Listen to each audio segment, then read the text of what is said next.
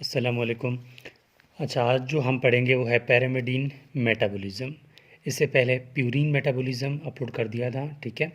अब है pyrimidine metabolism. अच्छा देखें, ये पैरामिडीन मेटाबॉलिज्म जो है ये होते हैं साइटोसिन एंड थायमिन, ठीक है। इनके नाम हैं साइटोसिन एंड थायमिन।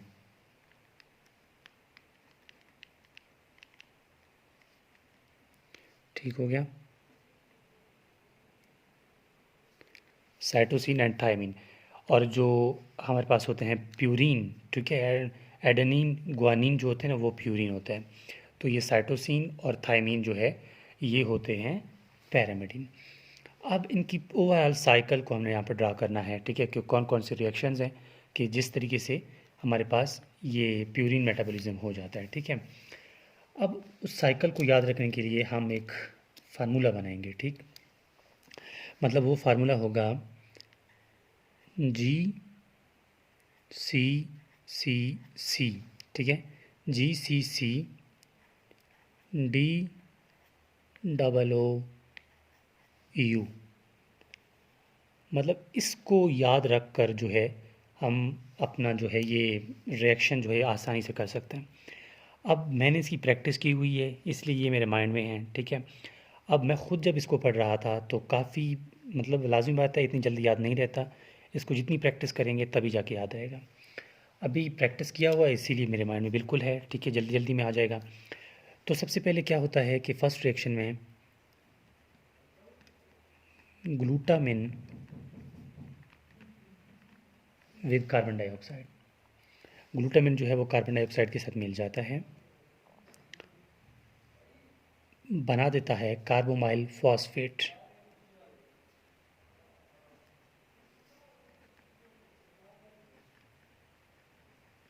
ठीक है, कार्बोमाइल फास्फेट। देखिए ना, जी, ये सी, ये सी, ये सी, ये सी, मतलब 3 सी चले गए, ठीक है, कार्बोमाइल फॉस्फेट।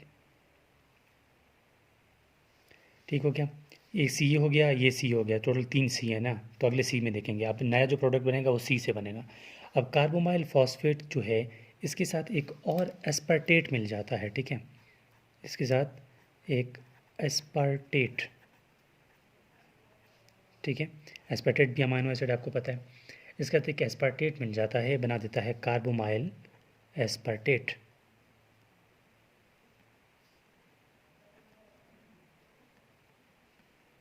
ठीक है, कार्बोमाइल एस्पार्टेट।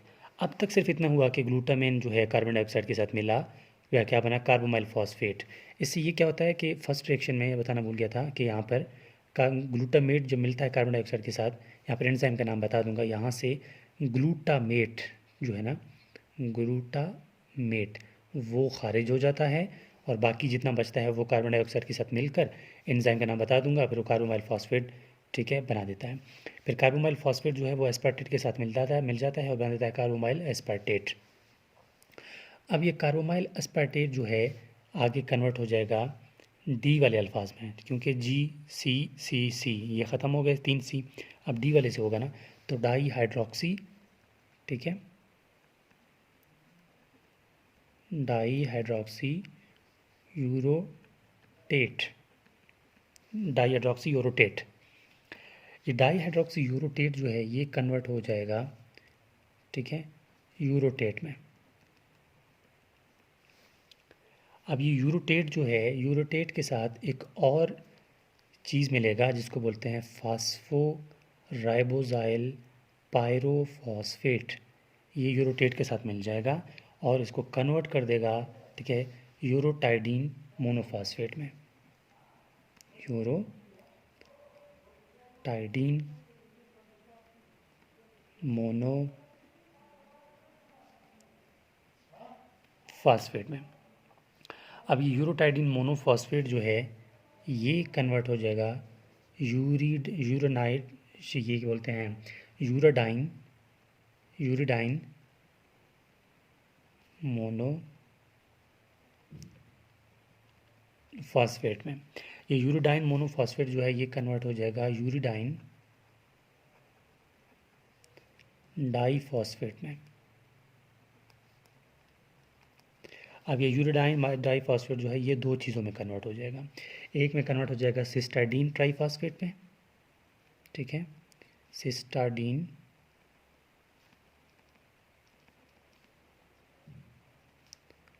ट्राइफॉस्फेट में।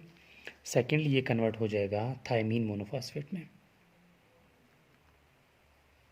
ठीक है, थायमीन मोनोफॉस्फेट में। यहाँ साइकिल ख़त्म हो जाती है, लेकिन अब हमने हर साइकिल का एंजाइम देखना है कि कौन सा एंजाइम कहाँ पर काम कर रहा है। देखें, सबसे पहले स्टेप में ग्लूटामिन कार्बन डाइऑक्साइड के साथ मिल जाता है एंजाइम के पास साथ, उस एंजाइम का नाम है कार्बोमाइल फॉस्फेट सिंथेज 2, ठीक है, कार्बोमाइल फॉस्फेट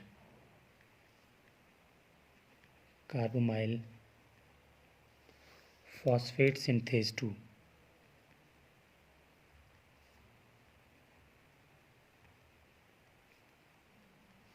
ठीक है, कार्बोमाइल फॉस्फेट सिंथेज 2, ये रिएक्शन 1 है। अब सेकंड रिएक्शन में क्या होता है कि यहाँ पर एस्पार्टेट ऐड हो रहा है, तो इसका नाम होगा एस्पार्टेट ट्रांसकार्बोमाइलेज, एस्पार्टेट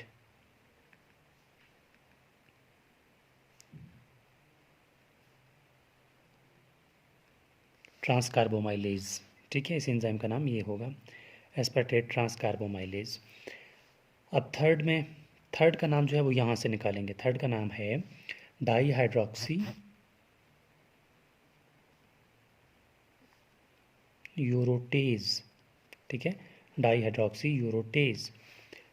यूरोटेज के बाद यहाँ पर एंजाइम जो काम करेगा वो है डीहाइड्रोजिनेज,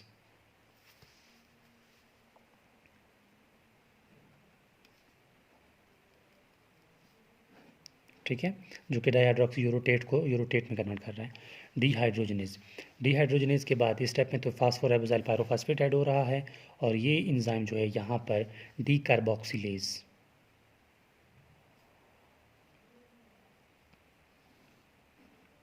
बस इतनी सी बात थी। फिर एक दफ़ा दोबारा देख लें, ठीक है, ताकि मज़ीद क्लियरली हो जाए। काम तो हमारा हो गया, अब इसको दोबारा एक दफ़ा रिव्यू कर लेते हैं। सबसे पहले क्या हुआ था कि हमने कहा कि इस फार्मूले को याद रखते हो तो आपके पैरामिडीन जो है मेटाबॉलिज्म वो बहुत आसान हो जाता है। सबसे पहले ग्लूटामिन, ठीक है, कार्बन डाइऑक्साइड के साथ मिल रहा था, ग्लूटामेट निकल रहा था, कार्बोमाइल फॉस्फेट बन गया। मौजूदगी किस में कौन सी एंजाइम है? कार्बोमाइल फॉस्फेट सिंथेज 2 की मौजूदगी में हो गया। अब कार्बोमाइल फॉस्फेट बना, कार्बोमाइल फॉस्फेट में एक और एस्पार्टेट मिल जाता है, बना देता है कार्बोमाइल एस्पार्टेट, एंजाइम है एस्पार्टेट ट्रांसकार्बोमाइलेज, ठीक हो गया। अब कार्बोमाइल एस्पार्टेट जो है वो डाईहाइड्रोक्सी यूरोटेट में कन्वर्ट हो गया। एंजाइम क्या था? डाईहाइड्रोक्सी यूरोटेज। फिर डाईहाइड्रोक्सी यूरोटेट जो है वो यूरोटेट में कन्वर्ट हो रहा था डीहाइड्रोजनेज की मौजूदगी में। यूरोटेट में मतलब कंपाउंड मिल रहा था या फास्फोराइबोजाइल पायरोफॉस्फेट, ठीक है, आप लिख लें फास्फोराइबोजाइल पायरोफॉस्फेट, PRPP। ये किसके साथ जुड़ रहा है? ये जुड़ रहा है यूरोटाइडिन मोनोफॉस्फेट में, मतलब यूरोटेट को यूरोटाइडिन मोनोफॉस्फेट में कन्वर्ट कर रहा है। अब यूरोटाइडिन मोनोफॉस्फेट कन्वर्ट होता है यूराडीन मोनोफॉस्फेट में मौजूदगी में डीकार्बोक्सिलेज की मौजूदगी में। आप ये कहते हैं कि डीकार्बोक्सिलेशन होती है यहाँ पे। फिर उसके बाद टाइडिन मतलब डाइफॉस्फेट में कन्वर्ट होता है, फिर ये 2 में कन्वर्ट होता है, थायमीन मोनोफॉस्फेट में और साइटाडीन ट्राइफॉस्फेट में। तो यहाँ पर कंप्लीट हो जाती है कि जो पैरामिडीन की मेटाबॉलिज्म है वो किस तरह होती है। और ये मेरा व्हाट्सएप कॉन्टैक्ट है, तो आपको किसी टॉपिक में मसला आ रहा है तो आप मुझसे डिस्कस कर सकते हैं ताकि उस टॉपिक को यहाँ पर अपलोड किया जाए। इसके अलावा इसको प्रैक्टिस जितना करेंगे तभी जाके माइंड में आएगा। मैंने इसके लिए काफ़ी प्रैक्टिस की है और तभी जाके माइंड में बैठा है।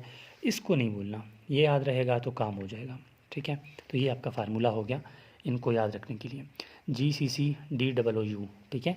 GCC मतलब गवर्नमेंट कॉलेज, CC वैसे ही कुछ कर लो अपना, डू को डबल ओ से कर लो, आगे यू लगा लो, मतलब अपने हिसाब से आप कोई भी नमोनिक बना सकते हैं।